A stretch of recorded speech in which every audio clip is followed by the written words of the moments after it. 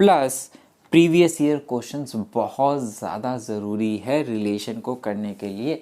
इसके बहुत अच्छे अच्छे क्वेश्चन प्रीवियस ईयर में आ रखे हैं जो कि एनसीईआरटी में नहीं है। तो इसमें से पेपर बनेगा वो इजी टू मॉडरेट बन सकता है।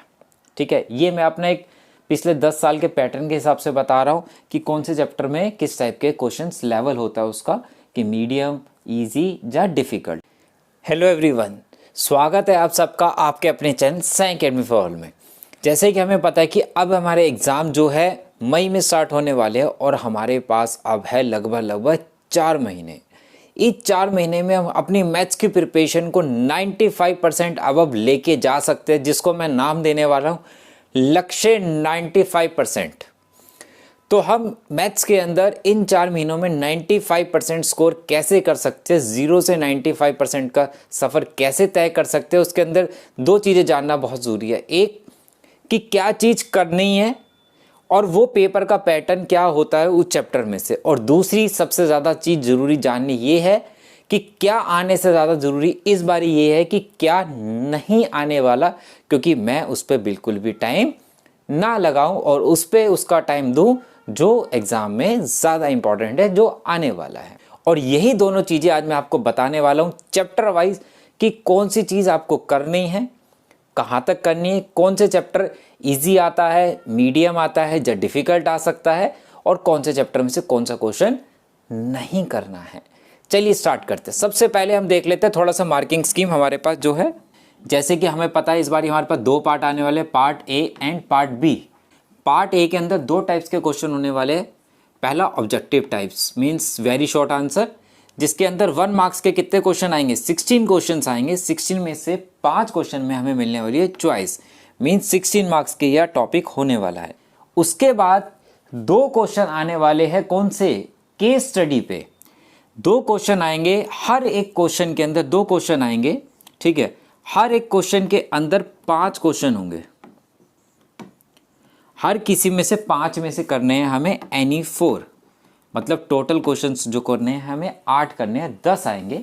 मतलब 2 क्वेश्चन तो 2 होंगे, हर किसी के अंदर 5 पार्ट होंगे, 5 में से कोई 4 करने, एक कोई सा भी छोड़ सकते हैं, मतलब 8 नंबर का ये हो गया। उसके बाद देखते हैं हम यहाँ पे सब्जेक्टिव टाइप में देखते हैं शॉर्ट आंसर जो है 2 मार्क्स के। 2 मार्क्स के 10 क्वेश्चन आएंगे हमारे पास, मतलब टोटल जो हो गया 20 मार्क्स का सेक्शन हो गया ये, और 10 में से 3 पे हमें मिलने वाली है चॉइस। उसके बाद आएंगे भाई शॉर्ट आंसर में 3 मार्क्स के क्वेश्चंस। कितने क्वेश्चंस मिलेंगे, 7 क्वेश्चन, मतलब टोटल नंबर जो हो गए वो 21 मार्क्स का ये पार्ट हो गया, और इसके अंदर 7 में से 2 चॉइस आपको मिलेगी एग्जाम के अंदर। और लॉन्ग आंसर 5 मार्क्स के जो क्वेश्चंस आने वाले, 6 मार्क्स के नहीं है इस बारी, जैसे कि पता है आपको 3 क्वेश्चंस आएंगे, मतलब टोटल नंबर जो हो गए 15 मार्क्स हो गए, और तीनों क्वेश्चंस में हमें चॉइस मिलने वाली है। चलिए चैप्टर वाइज देखते हैं कि क्या करना है और क्या नहीं करना है हमें। जैसे कि चैप्टर नंबर 1 आपको करना है यहाँ पे types of relation, reflexive, symmetric, transitive, और तीनों सेटिस्फाई करता है तो उसे क्या बोलते हैं हम, इक्विवेलेंस रिलेशन। मीन्स आपको एक्सरसाइज 1.1 करनी है। उसके आगे कह रहा है 1 and onto function, means exercise 1.2 करनी है। और क्या नहीं करना है, आपको composite functions, inverse of a function, मतलब 1.2 के आगे की कोई भी एक्सरसाइज आपको नहीं करनी है। ये 2 एक्सरसाइज करनी है। और इसमें पेपर बता दूं कि आपको क्या करना चाहिए। सबसे पहले आपको करनी चाहिए एनसीईआरटी रिलेशन के ऊपर, बहुत सारे क्वेश्चंस है एनसीईआरटी 1.1 में, प्लस प्रीवियस ईयर क्वेश्चंस बहुत ज़्यादा ज़रूरी है रिलेशन को करने के लिए। इसके बहुत अच्छे अच्छे क्वेश्चन प्रीवियस ईयर में आ रखे हैं जो कि एनसीईआरटी में नहीं है। और 1 एंड 2 के कर सकते हो। जो इसमें से पेपर बनेगा वो इजी टू मॉडरेट बन सकता है। ठीक है, ये मैं अपना एक पिछले 10 साल के पैटर्न के हिसाब से बता रहा हूँ कि कौन से चैप्टर में किस टाइप के क्वेश्चंस लेवल होता है उसका, कि मीडियम, इजी या डिफ़िकल्ट। तो इजी टू मॉडरेट आपको मिल सकता है इस चैप्टर में से क्वेश्चन। तो आपको ये दोनों और प्लस प्रीवियस ईयर क्वेश्चंस करने बहुत ज़्यादा ज़रूरी है, क्योंकि टॉपिक बहुत कम है, सिर्फ 2 एक्सरसाइज है, तो हमें इन दोनों के प्रीवियस ईयर क्वेश्चंस करने हैं। नेक्स्ट चैप्टर देखते हैं भाई। जैसे कि हमें पता है इन्वर्स ट्रिग्नोमेट्री इस बार कुछ भी नहीं है, रिलेशन के भी फ्री के मार्क्स है और इन्वर्स ट्रिग्नोमेट्री भी आराम से आप इसमें मार्क्स ले सकते हैं। इसके अंदर हमें क्या क्या करना है, definition, range, domain, principal value, branch, means range, domain और प्रिंसिपल वैल्यू के क्वेश्चन हमें करने हैं। प्रिंसिपल वैल्यू के बहुत सारे क्वेश्चन हैं 2.1 में, कुछ क्वेश्चन 2.2 और मिसलेनियस में मिक्स करके दे रखे हैं और एग्जाम्पल्स, ठीक है, वो आप देख लेना। इस टाइप के जितने भी क्वेश्चन हैं ये सारे के सारे आपको करने हैं। और रेंज डोमेन के क्वेश्चन कुछ आपको एग्जाम्पलर में मिल जाएंगे, तो एग्जाम्पलर में रेंज और डोमेन के जो क्वेश्चंस फाइंड करने के लिए है वो आप कर लेना एग्जाम्पलर में से। क्या क्या नहीं करना है, graphs of inverse trigonometry function नहीं करना है, elementary properties of inverse trigonometry function means 2.2 और मिसलेनियस के क्वेश्चंस नहीं करने हैं। जो प्रिंसिपल वैल्यूज या डोमेन रेंज से रिलेटेड है सिर्फ वो ही आपको करने हैं। और पेपर में इस बार ये इजी टू मॉडरेट ही आएगा, ज़्यादातर इजी ही चांस है क्योंकि सब कुछ तो हटा दिया है। Next chapter, matrices and determinant. जैसे कि इसमें आपको टाइप्स ऑफ मैट्रिसेस है, zero, identity matrix, transpose of a matrix, matrix, skew symmetry matrix, operation on matrices, addition, multiplication, ये सारी चीज़ें आपको करनी है, ये आपको सबको पता है। कुछ टॉपिक बहुत इंपॉर्टेंट है जैसे कि मल्टीप्लाई हो गया, सिमेट्रिक्स, क्यू सिमेट्रिक का सम का क्वेश्चन हो गया, ये सारी चीज़ें आपके लिए बहुत, वर्ड प्रॉब्लम्स बहुत इंपॉर्टेंट है इस चैप्टर की, बिल्कुल आ सकती है, मल्टीप्लिकेशन वाले आ सकते हैं। तो इस टाइप के क्वेश्चन आपको ज़रूर करने हैं इसमें से, मतलब सब कुछ ही करना है चैप्टर में से। क्या हटा है बेसिकली इस चैप्टर में से जो डिलीट हुआ है ज़्यादातर, वो हुआ हमारा 3.4 जिसे हम एलिमेंट्री ट्रांसफॉर्मेशन बोलते हैं। 3.4 नहीं करना है। इसमें से भी इजी टू मॉडरेट आ सकता है, मीडियम। बस आपको इसकी वर्ड प्रॉब्लम्स करनी है। कहाँ से आपको करनी है इसकी word problems? Previous year question, NCERT plus previous year questions आपके लिए बहुत ज़्यादा ज़रूरी है इस चैप्टर, क्योंकि आपको अंदाज़ा लग जाएगा उससे। और इसके एग्जाम्पल्स में भी कुछ वर्ड प्रॉब्लम्स है, वो भी आप कर लीजिएगा। चैप्टर नंबर 4, इसमें से क्या क्या करना है सबसे पहले वो देख लेते हैं। अभी determinant of A square matrix आपको आना चाहिए, ठीक है, वो 2x2 और 3x3 तक की है। माइनर्स कोफैक्टर्स, माइनर्स और cofactor adjoint of A matrices, area of triangle बहुत ज़्यादा इंपॉर्टेंट टॉपिक है इस बारी। क्यों? क्योंकि 4.2 और मिसलेनियस के जो प्रॉपर्टी बेस्ड क्वेश्चंस थे वो हमारे डिलीटेड है, वो नहीं करने हैं। जब वो नहीं करने हैं तो हमारे पास ज़्यादा कुछ बचता नहीं है इस चैप्टर में से। इसलिए 4.3 एरिया ऑफ ट्राइंगल निकालने के लिए, एरिया ऑफ ट्राइंगल से इक्वेशन बनाने के लिए, ये सारे वैल्यू ऑफ के निकालने के लिए ये सारे क्वेश्चंस आ सकते हैं 4.3 में से, इसलिए इसको बहुत अच्छे से कर लेना। और इसके अलावा इन्वर्स निकालने को आ सकता है, ठीक। मतलब हमें क्या नहीं करना है इसमें से, 4.2 के बेस पे जितने भी क्वेश्चन है मिसलेनियस में या एग्जाम्पल्स में वो आपको नहीं करने हैं इस बारी, ठीक है।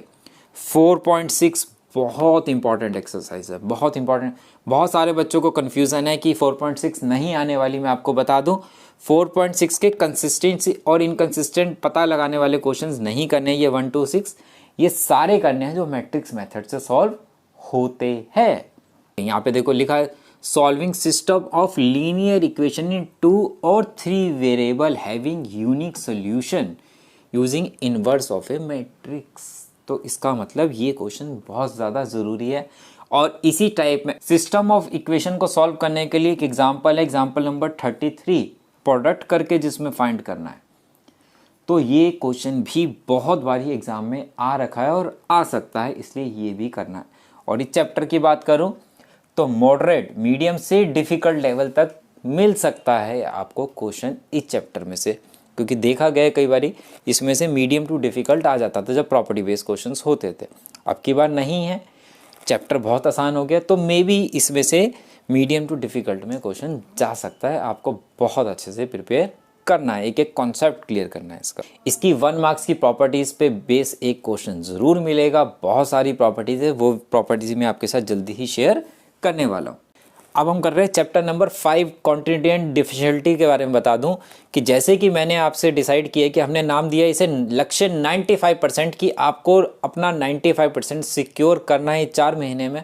और उसके लिए मैं आपके लिए वीडियोस लेके आऊँगा, लाइव लेक्चर्स चलते रहेंगे हमारे, और साथ के साथ अनअकैडमी पे भी मेरी बहुत सारी लाइव क्लासेस होती है जिसका लिंक आपको डिस्क्रिप्शन में मिल जाएगा, जिसके अंदर मैं बहुत सारी क्लासेस लाइव ले रहा हूँ बिल्कुल फ्री ऑफ कॉस्ट।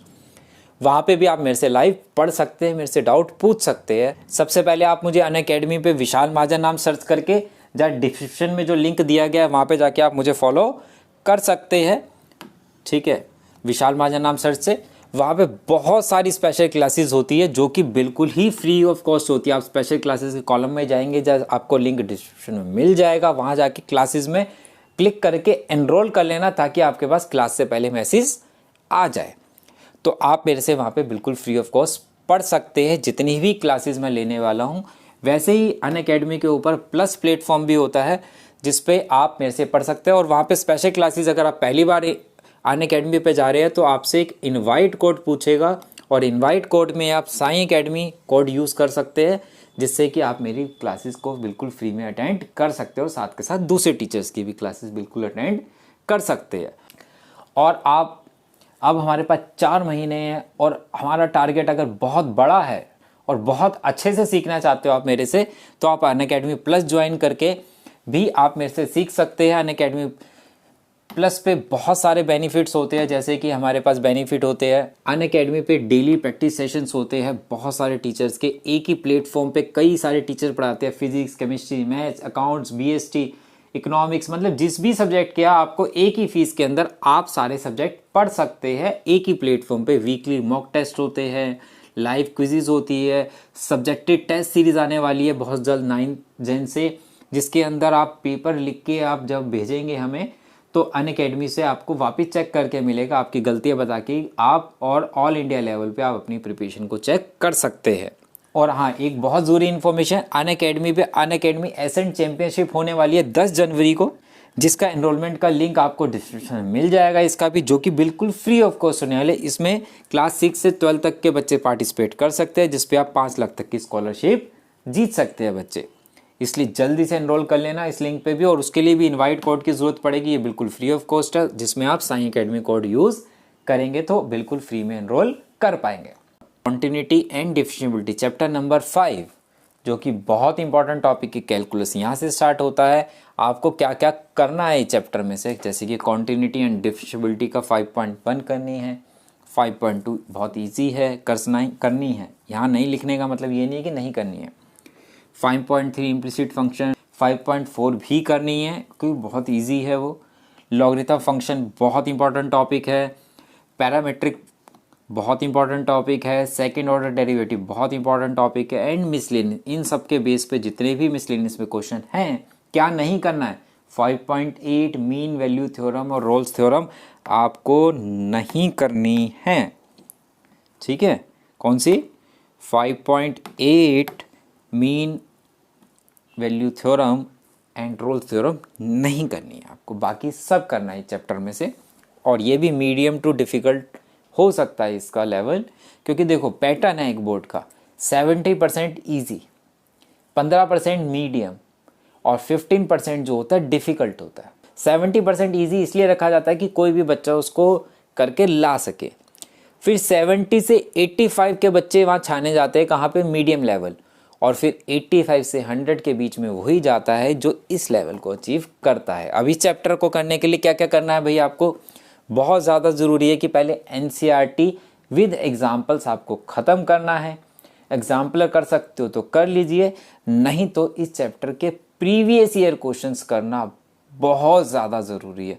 आप देखेंगे कि प्रीवियस ईयर क्वेश्चंस में कॉन्टिन्यूटी के बहुत सारे क्वेश्चंस आपको जो एनसीईआरटी में नहीं है वो सारे के सारे आपको वहाँ मिल जाएंगे, और बहुत अच्छे क्वेश्चन, और कई बारी रिपीट हो रखे हैं वो लगातार क्वेश्चन।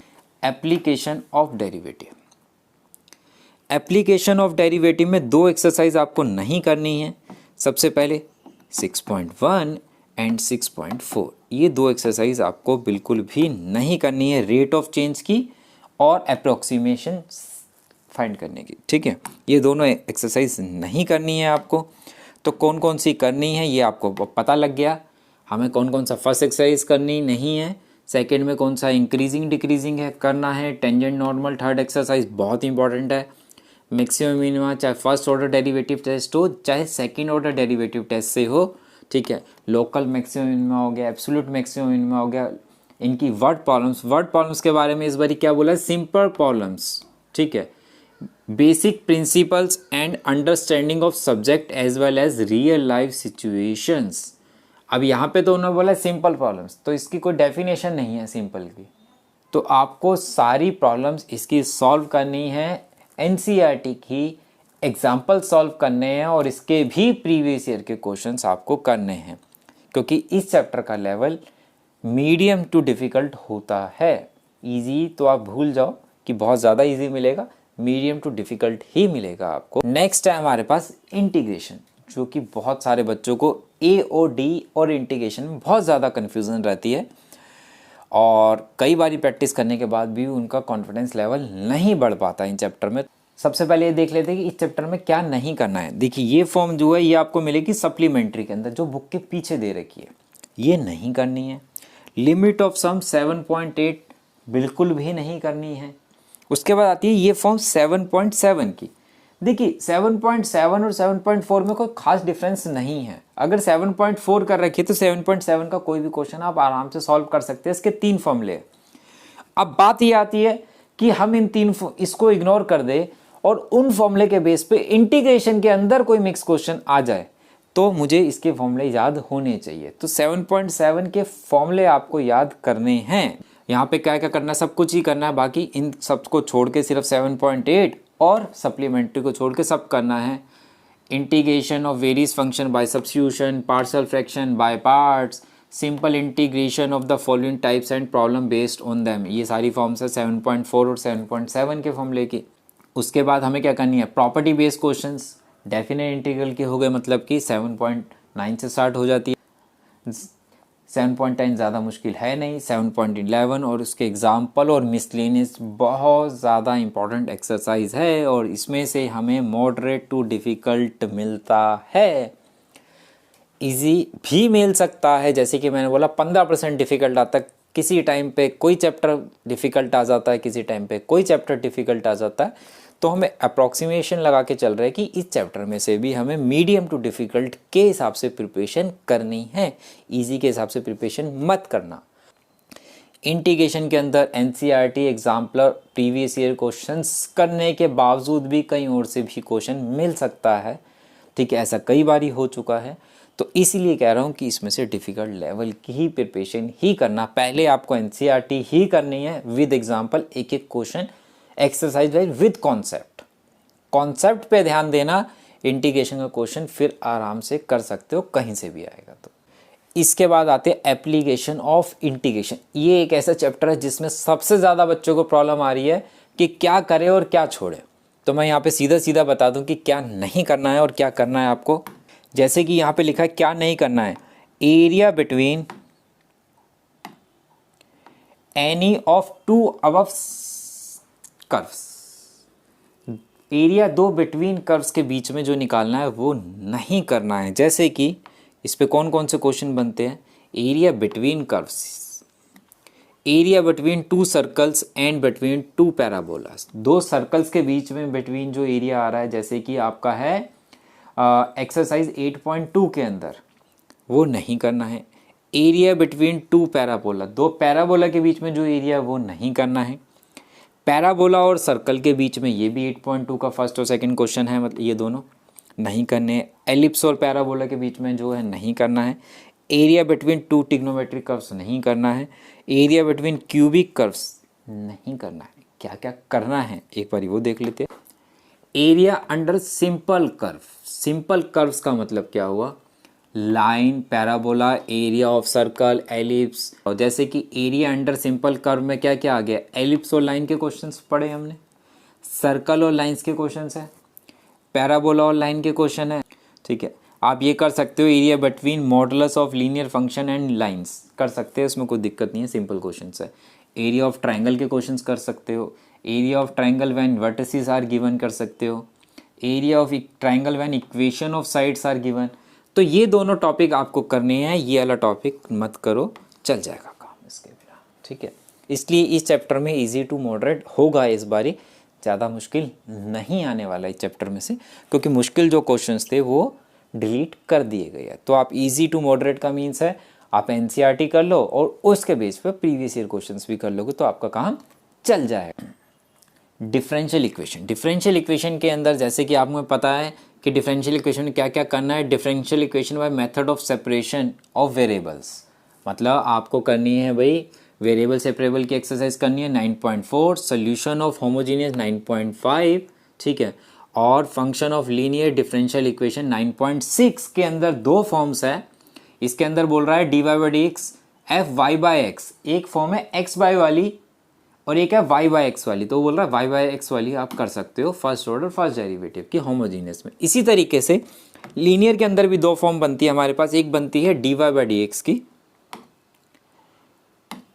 ये वाली फॉर्म, और एक बनती है D X by D Y की। तो ये वाली इन्फॉर्म नहीं करनी है आपको। इसमें भी इजी टू मॉडरेट ही क्वेश्चन आएगा, इस बारी ज़्यादा डिफिकल्ट नहीं बनने वाला, क्योंकि ये कॉन्सेप्ट, क्योंकि हमें प्रॉब्लम कहाँ होती थी जब इसमें से हमें कन्फ्यूज़न होती थी कौन सी फॉर्म बन रही है। तो सिंपल सिंपल 3 फॉर्म है, तो ज़्यादा मुश्किल क्वेश्चन नहीं आने वाला। फैमिली ऑफ कर्व्स भी नहीं करना है हमें इसके अंदर 9.3। इसके बाद आता है वेक्टर। वेक्टर के अंदर सिंपल क्या हटा है, स्केलर ट्रिपल प्रोडक्ट हटा है हमारा, तो हमें वो नहीं करना है। पूरा चैप्टर जो आगे दिया हुआ है विद एग्जांपल सारे करने हैं। इसका भी लेवल इजी टू मॉडरेट होगा, लेकिन मैं आपको बता दूं वेक्टर के अंदर प्रीवियस ईयर क्वेश्चन में बहुत अच्छे क्वेश्चंस है हमारे पास ऑलरेडी। तो NCERT plus previous year questions आपके लिए करने बहुत ज़्यादा ज़रूरी है अगर आपका टारगेट 95% है तो। 3D के अंदर क्या नहीं करना है, एंगल बिटवीन 2 लाइन्स नहीं करना है, 2 प्लेन्स नहीं करना है, लाइन एंड प्लेन नहीं करना, मतलब एंगल निकालने वाले क्वेश्चन जो 2 लाइन्स के बीच में है, 2 प्लेन्स के बीच में है, लाइन एंड प्लेन के बीच में बिल्कुल भी नहीं करने हैं। वैसे ये बहुत आसान टॉपिक था जो डिलीट किया है, कोई फ़र्क नहीं पड़ता अगर कर भी लोगे तो। क्या करना है, बाकी सब करना है आपको। इसमें जो चीज़ें नहीं दे रखी है जैसे direction cosine, direction ratio of a line, joining 2 points equation of line, Cartesian equation of vector equation of a line, coplanarity बहुत इंपॉर्टेंट टॉपिक है, बहुत इंपॉर्टेंट टॉपिक है, ठीक है। चाहे वो कोप्लेनिटी प्रूव करनी हो लाइन, जहाँ उससे प्लेन की इक्वेशन बनानी हो, बहुत इंपॉर्टेंट क्वेश्चन बनता है। Skew lines, shorter distance between 2 lines, Cartesian and vector equation of a plane, बहुत सारी टाइप्स की इक्वेशन ऑफ प्लेन्स बनती है, सारी करनी है। Distance of a point from a plane, और इमेज के क्वेश्चंस भी इसके अंदर बहुत इंपॉर्टेंट क्वेश्चंस है जो कि बुक में नहीं है, आपको वो भी करने हैं। और वो कहाँ मिलेंगे, वो मिलेंगे हमें प्रीवियस ईयर क्वेश्चंस में। इस चैप्टर का जो लेवल है वो मॉडरेट टू डिफ़िकल्ट रह सकता है, क्योंकि इसकी लैंग्वेज थोड़ी सी जब क्वेश्चन आता है कभी कभी तो थोड़ी सी कन्फ्यूज़न क्रिएट कर देता है। क्वेश्चन सिंपल होता है लेकिन लैंग्वेज थोड़ी सी घुमा के दी जा सकती है। जैसे कोप्लेनिटी के ऊपर बहुत सारे क्वेश्चन नहीं मिलेंगे आपको बुक के अंदर, वो आपको प्रीवियस ईयर क्वेश्चंस में ही मिलने वाले हैं। और इसकी तैयारी जो है आपको मीडियम टू डिफ़िकल्ट के हिसाब से ही करनी है। नेक्स्ट आता है लीनियर प्रोग्रामिंग। लीनियर प्रोग्रामिंग जो है इजी टू मॉडरेट ही रहेगा। क्या नहीं करना है एक बार देख लेते हैं। इसमें हमें जो करनी है एलपीपी प्रॉब्लम अनबाउंडेड वाली नहीं करनी है। कौन सी नहीं करनी है भाई, अनबाउंडेड वाली नहीं करनी। जैसे कि शायद हमारा सेकंड एक्सरसाइज का फर्स्ट क्वेश्चन ही है अनबाउंडेड रीजन का, तो वो वाली प्रॉब्लम्स नहीं करनी है अनबाउंडेड की, ठीक है। तो वो प्रॉब्लम्स नहीं करनी, बाकी सब कुछ करना है। अब बचता है प्रोबेबिलिटी। प्रोबेबिलिटी जो है मीडियम टू डिफ़िकल्ट की प्रिपरेशन आप अपने माइंड में बिठा लो कि करनी है, क्योंकि इस चैप्टर में से हमें सबसे ज़्यादा मुश्किल होती है कि ये कंडीशन प्रोबेबिलिटी का क्वेश्चन है, ये हमारे पास बेस थ्योरम का क्वेश्चन है, लॉ ऑफ टोटल प्रोबेबिलिटी का क्वेश्चन है। ये डिफरेंस करने में हमें थोड़ा सा ज़्यादा टाइम लगता है। तो हमारी प्रिपरेशन भी एक अच्छे क्वेश्चन लेवल तक होनी चाहिए कि हम इतनी प्रिपरेशन कर चुके हैं कि देखते ही मैं क्लिक कर जाऊं कि मेरे पास ये कौन से टॉपिक में से क्वेश्चन आया है। क्या नहीं करना है, मीन एंड वेरिएंस वाले questions of random variable binomial probability distribution. Means जो 4th एक्सरसाइज है प्रोबेबिलिटी डिस्ट्रीब्यूशन की, प्रोबेबिलिटी डिस्ट्रीब्यूशन में 4th एक्सरसाइज में कुछ क्वेश्चंस है मीन एंड वेरिएंस फाइंड करने के। वो मीन एंड वेरिएंस फाइंड नहीं करना है, प्रोबेबिलिटी डिस्ट्रीब्यूशन बनाने तक आपको क्वेश्चन आ सकता है। इसी तरीके से 5th एक्सरसाइज बिल्कुल ही डिलीटेड है, वो बिल्कुल नहीं करनी है। तो 4th में मीन वेरिएंस हटाए और 5th में बाइनोमियल प्रोबेबिलिटी डिस्ट्रीब्यूशन पूरा ही नहीं करना है, बाकी सब करना है। Condition probability first exercise, multiple theorem हो गई, इंडिपेंडेंट इवेंट हो गया सेकंड एक्सरसाइज हो गई, ठीक है। टोटल प्रोबेबिलिटी बेस थ्योरम के क्वेश्चन 3rd एक्सरसाइज हो गई। Random variable and it's probability distribution 4th exercise हो गई। और इन्हीं के सब के ऊपर जो मिसलेनियस के क्वेश्चंस बनते हैं वो सारे के सारे आपको करने हैं। और लेकिन फिर बता दूं, इसका लेवल आपको बहुत अच्छे लेवल तक रखना पड़ेगा। चाहे आप एग्जाम्पलर से करिए, एनसीईआरटी करिए, प्रीवियस ईयर क्वेश्चंस करिए, इसका लेवल को एक अच्छे लेवल पे जाके आपको सॉल्व करना ही पड़ेगा। ये सारी चीज़ें मैंने आपको बता दी कि आपको प्रिपरेशन कैसे करनी है। लक्ष्य 95%, और उसको अचीव करने के लिए मेरी वीडियोस भी आती रहेगी, लाइव भी आता रहूँगा, और अनअकैडमी में भी मेरी लाइव क्लासेस होती है जैसे मैंने आपको बता दिया है। उसका प्रोफाइल का लिंक आपको डिस्क्रिप्शन में मिल जाएगा, जाके इनरोल कर लेना, फॉलो कर लेना मुझे प्रोफाइल पे। और वीडियो अच्छी लगी तो लाइक करना मत भूलिएगा, और ज़्यादा से ज़्यादा बच्चे के साथ भी शेयर कीजिएगा।